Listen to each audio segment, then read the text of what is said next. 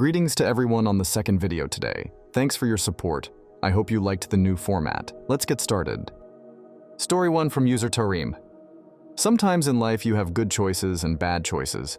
And sometimes your options are trash or more trash. At the time, I was being kicked out of my home and had to find a place to live in before the end of the year. I went to apartment buildings and duplexes. I checked out house rentals and roommate wanted ads. All of them were very expensive options. Eventually, my friend mentioned to me that he was also looking for a place to live, and things might be more manageable if we roomed together. In the end, we found a 3-bedroom, 2-bath that we could buy and live in for about $600 a month.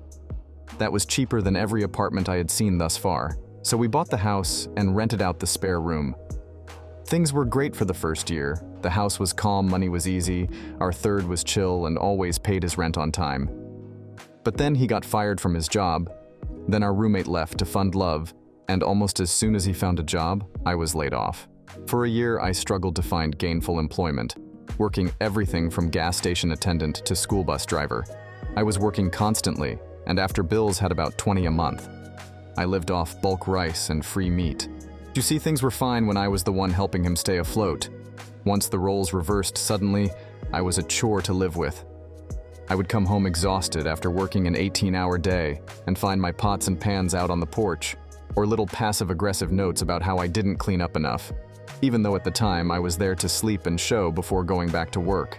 By year 3, I finally had a good job again and was turning my life around, but I had been tapped out for so long. When he said he wanted to sell the house, it was such a weird mix of relief and betrayal.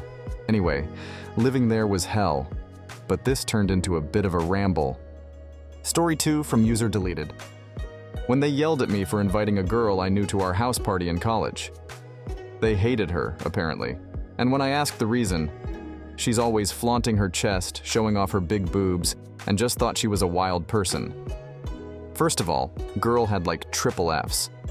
They were huge, and there's no way to cover it up when wearing just a plain t-shirt. It's not like they were falling out. Second, they had only met her in passing a couple times, so they had made up the fact that she was wild. Third, I lived in that house and threw my money down to help host the party, so I can invite whoever I want to.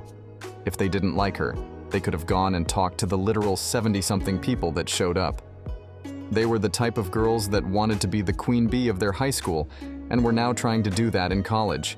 College is different, there isn't a queen bee. So if I get sick of I can go find friends amongst the 15K students at my university. After that year in the house, I started putting serious distance between myself and them, which made them all irate. 2 of the girls messaged every single person on my Facebook to inform them that I was a dirty slut who had herpes and VD. Pretty much everyone messaged me with screenshots, didn't believe them, and then thought these people that they barely even know are bratty children. I told them the truth. I was extracting myself from the friend group and they were angry about it. I made a ton more friends by that, because those that did know them responded to me with an invite to do something because, oh good, you aren't friends with them anymore? They're all assholes. Want to go to a party Friday? Story 3 from user Porterosa. One girl from my high school went to the same university I did.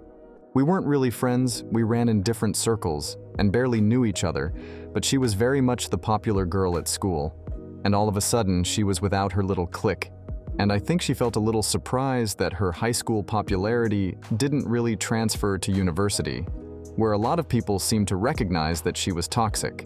I actually managed to make some pretty good friends in the first couple of months, and suddenly this girl decided that she'd be best pals with me and get in with my group, like we'd been friends for years.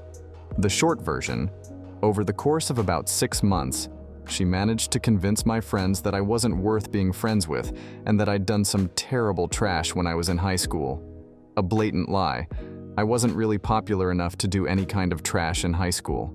By the end of the first year, they'd decided that they didn't want to live with me, so I entered my second year pretty much without friends, with no firm place to live, and having to start afresh with all these rumors about me floating around.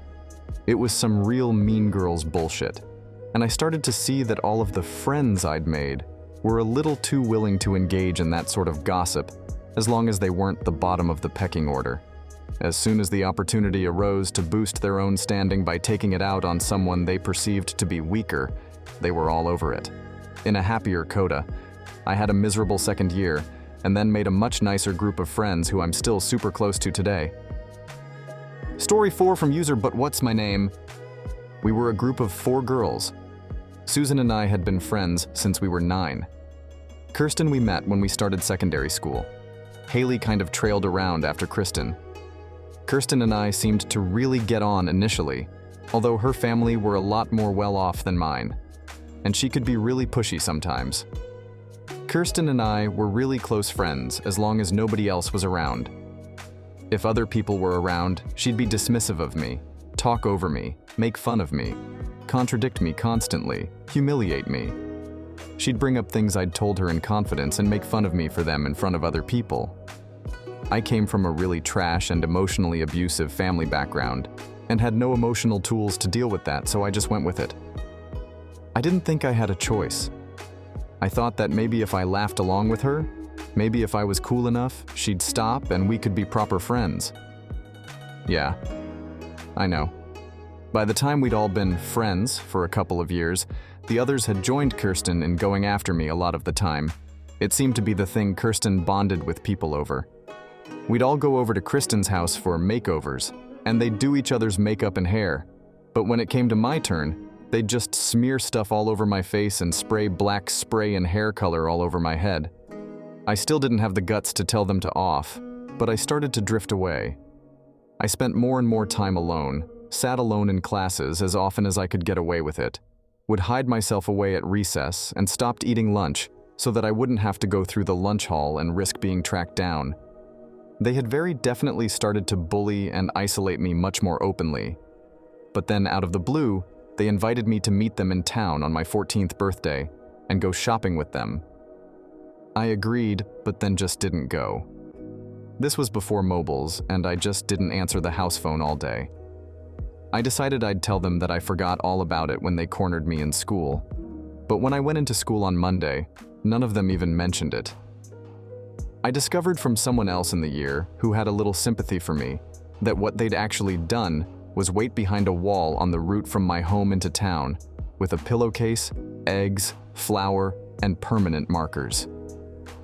The 3 of them were going to jump out, tie the pillowcase over my head, drag me into the woods, egg me, cover me with flour, and then draw on me with permanent marker. Apparently, they'd been boasting about this hilarious prank they'd planned to other people at school, and actually only gave up when they jumped out on the wrong person, some younger kid, and started to get scared that they might get into trouble. They knew I'd never get them in trouble, because if I went home covered in eggs and permanent marker, they knew my parents would just blame me. They never tried another stunt like that one, and the other 2 eventually distanced themselves from Kirsten, but she continued to be an unrelenting bully to me on every possible occasion until the day she finally moved away when we were 17. I was young and dumb and emotionally damaged, but I still can't get over how absolutely evil you have to be. Not just to think that was an acceptable thing to do to someone, but to actually go and put a couple hours into trying to do it, and manipulate other people into doing it too. Kirsten, it doesn't matter that I changed your name. I know that you'll know exactly who this is if you see it. I hope you're ashamed of yourself, although frankly, I doubt that you're capable of it. Story 5 from user Mivhax. Not horrible exactly, but pretty trash. I have 2 friends that constantly feel the need to make comments on my eczema. I have no clue why they feel this is acceptable behavior in any capacity. One of them is a guy who always insists on shaking hands whenever I see him. Most of the time my eczema isn't very noticeable, but other days I just get a bad outbreak and my hand gets quite dry. I'm somewhat self-conscious about it as it's just all around uncomfortable for me, and it's not like I can just use lotion to make it go away instantly. Every time we shake hands, he always says something like, "OMG, they're so dry, you really need some lotion," or "Wow, you've got some man hands on you." I'm a girl. Like, seriously, why? Even if he didn't know I have eczema, when is it ever okay to comment on someone's skin? The other friend is a girl I've known since high school.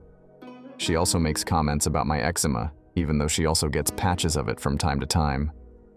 I can remember her saying how gross it was or how I spread it to her from time to time. The instance that really stood out to me was when she was having a particularly bad outbreak and telling me about it.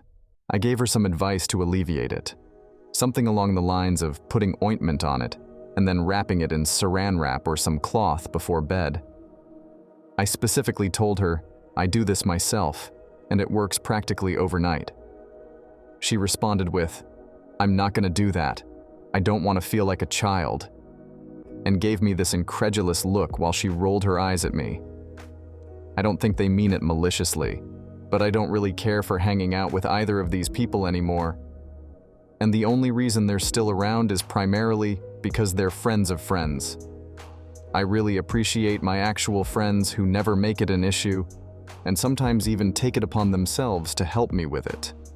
Even just subtle things like holding my hand when they notice me absent-mindedly scratching.